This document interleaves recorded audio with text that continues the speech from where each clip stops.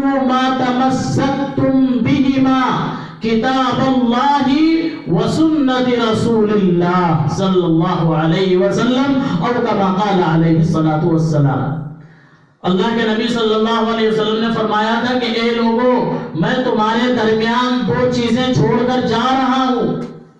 میں تمہارے درمیان دو چیزیں چھوڑ کر جا رہا ہوں اور جب تک تم ان کو مضبوطی سے تھامے رہو گے, پکڑے رہو گے, چمٹائے رہو گے تو انشاءاللہ تم کبھی گمراہ نہیں ہوگے.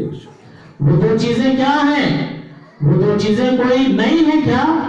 وہ دونوں چیزیں پرانی ہیں. ایک کتاب اللہ ہے یعنی اللہ کا کلام ہے, قرآن پاک ہے جس میں اللہ تبارک و تعالیٰ نے پیدا ہونے سے لے کر مرتے دم تک کے سارے ہم کو اس میں وہ قاعدے بتا دیے. زندگی کیسے گزارنا ہے, بڑوں کے ساتھ کیسے پیش آنا ہے, چھوٹوں پر کیسے شفقت کرنا ہے, یہ قرآن کو اور دوسرے اللہ کے رسول صلی اللہ علیہ وسلم کی سنت کو جب تک ہم مضبوطی سے تھامے رہیں گے تب تک ہم گمراہ نہیں ہوں گے. یہ اللہ کے نبی صلی اللہ علیہ وسلم کا قول ہے, ہمیں اس پر یقین ہونا چاہیے. اس لیے آج افسوس ہوتا ہے کہ ہمارے اسی علاقے ابرار نگر میں, ہم نام نہیں لیں گے, ایک دو لوگوں نے سروے کیا تھا ابرار نگر کے علاقے میں ادھر روڈ کی طرف. معلوم یہ ہوا تھا کہ 60 یا 70 گھروں کا سروے کیا تھا. اس میں سے بہت ہی افسوس کی بات ہے کہ ان 60 یا 70 گھروں میں کوئی بھی بچہ, کوئی بچی, کوئی نوجوان لڑکا, کوئی نوجوان لڑکی یا بوڑھا قرآن پاک نہیں پڑھا ہوا تھا. یہ حقیقت بتا رہے ہیں ہم آپ کو. یہ سروے کیا گیا تھا, ہمارے 2-3 ساتھیوں نے کیا تھا. اس سروے میں یہ بات پتہ چلی, گھر گھر جا کر کیا تھا. کیا وہ جھوٹ بولیں گے کہ ہم قرآن نہیں پڑھے؟ اگر انہوں نے ذرا سا بھی پڑھا ہوتا تو وہ بتاتے کہ ہاں ہم نے قرآن پڑھا ہے. یہ حال ہے امت مسلمہ کا, یہ حال ہے امت مسلمہ کی خواتین کا. خواتین کا سب سے بڑا اہم کردار ہوتا ہے گھر کو, معاشرے کو اور سوسائٹی کو سنوارنے کا, ان کو تعلیم کی زیور سے آراستہ کرنے کا.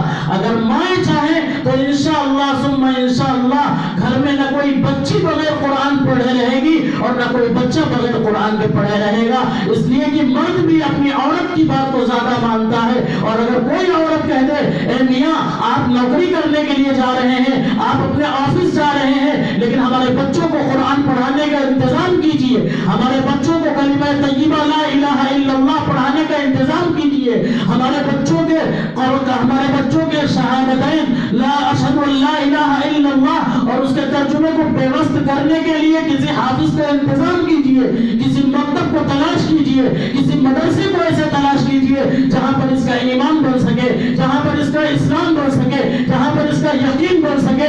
اے امت مسلمہ کی ماؤں, آپ وہ مائیں ہیں جن کے قدموں کے نیچے جنت بتائی گئی ہے.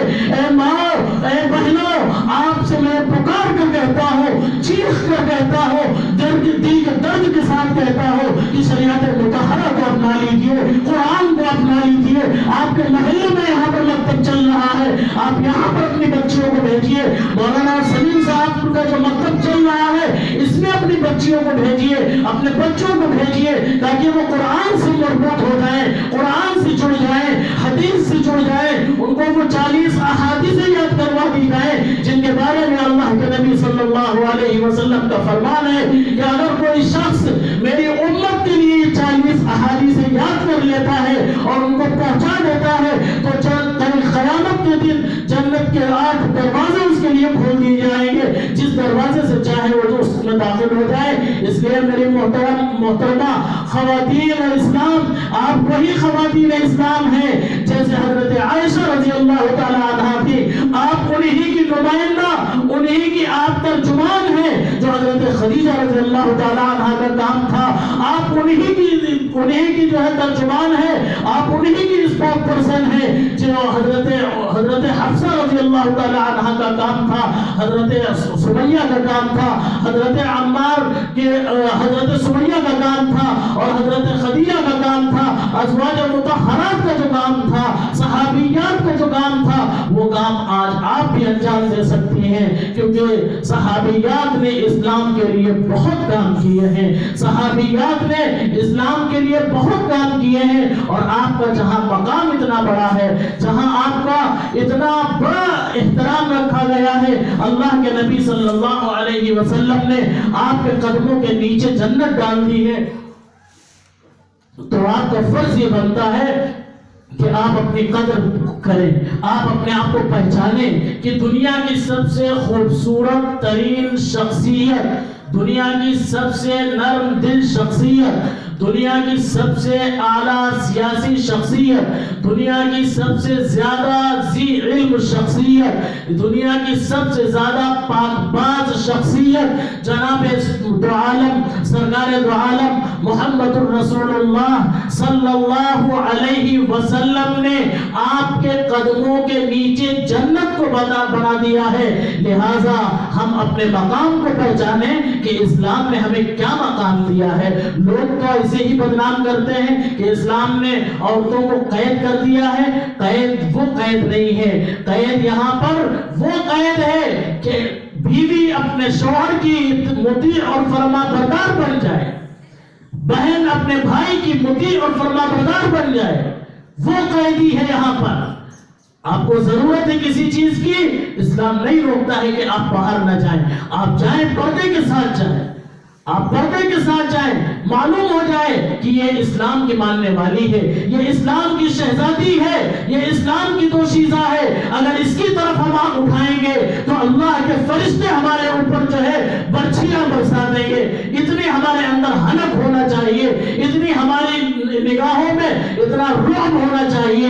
اس لیے اپنے آپ کو پہچانیں، اور قرآن کریم کے یہ دونوں آیتیں کہ اپنے آپ کو پردے کے ساتھ باہر نکالیں، اور دوسری بات کہ اپنے آپ کو اور اپنے گھر والوں کو، اپنے اہل و عیال کو جہنم کی آگ سے بچائیں۔ جہنم کی آگ سے ہم جبھی بچ پائیں گے جب ہمارے بچے تعلیم یافتہ ہوں گے، جب ہمارے بچوں کو یہ معلوم ہوگا کہ اللہ ایک ہے، جب ہمارے بچوں کو یہ معلوم ہوگا آخری نبی محمد صلی اللہ علیہ وسلم ہے، جب ہمارے بچوں کو یہ معلوم ہوگا کہ ہمارے نبی حضرت عیسیٰ بھی ہیں، جب ہمارے بچوں کو یہ معلوم ہوگا کہ ہمارے نبی حضرت آدم بھی ہیں، ہمارے نبی حضرت نوح بھی ہیں، ہمارے نبی حضرت ادریس علیہ السلام بھی ہیں، ہمارے نبی حضرت یوسف علیہ السلام بھی ہیں، ہمارے نبی حضرت اسحاق بھی ہیں، ہمارے نبی حضرت موسیٰ بھی ہیں، ہمارے نبی حضرت عیسیٰ بھی ہیں۔ جب ہمارے بچوں کو یہ معلوم ہوگا کہ قرآن اللہ کی کتاب ہے، قرآن اللہ کی کتاب ہے، اللہ کے فرشتے ہیں، اللہ کی کتابیں ہیں، اور ان تمام چیزوں پر جب ہمارے بچے ایمان لے آئیں گے، جس کو ہم ایمان مفصل کہتے ہیں، آمنت باللہ وملائکتہ وکتبہ ورسلہ والیوم الآخر والقدر خیرہ وشرہ من اللہ تعالی والبعث بعد الموت، تو انشاءاللہ ثم انشاءاللہ ہمارے بچے کامیاب ہوں گے، ان کا عقیدہ مضبوط ہوگا، ان کا ایمان قرآن پر مضبوط ہوگا، اور یہ ہوگا جب ہمارے بچے مکتب جائیں گے، ہمارے بچیاں مکتب جائیں گی، ہماری بچیوں کا مسئلہ بتایا جاتا ہے۔ تو آج کل ہماری بچیوں کے لیے بہت سارے مکاتب کھل گئے ہیں، ہم تو یہ کہتے ہیں کہ اس محلے کے نہ دوسرے محلے کے صحیح، صرف اسی محلے کی بچیاں چھوٹے سے لے کر بڑی تک، اب دیکھیے علم حاصل کرنے میں کسی کو جھجک نہیں ہونا چاہیے۔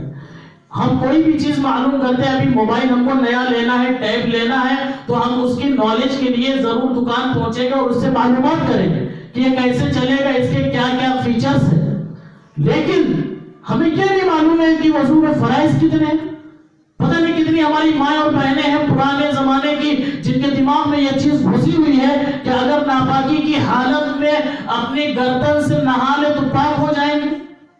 کہاں سے پاک ہو جائیں گے؟ غسل میں 3 فرائض ہیں۔ پہلا فرض ہے کلی کرنا، دوسرا فرض ہے ناک پہ پانی ڈالنا، اور تیسرا فرض یہ ہے کہ سر سے لے کر پیر تک اتنا پانی بہانا کہ کوئی بھی جگہ سوکھی نہ رہے۔ بہت سارے جگہوں پر یہ چیز رائج کر دی گئی، بہت ساری عورتوں نے ہم سے مسئلے پوچھے، ہم نے کہا یہ بتائیے جب غسل کے 3 فرض ہیں اس میں سے ایک فرض پورا نہیں ہو رہا تو آپ کہاں سے پاک ہو گئے؟ وضو کے فرض اذان ہو رہی بات ختم کر دی جائے۔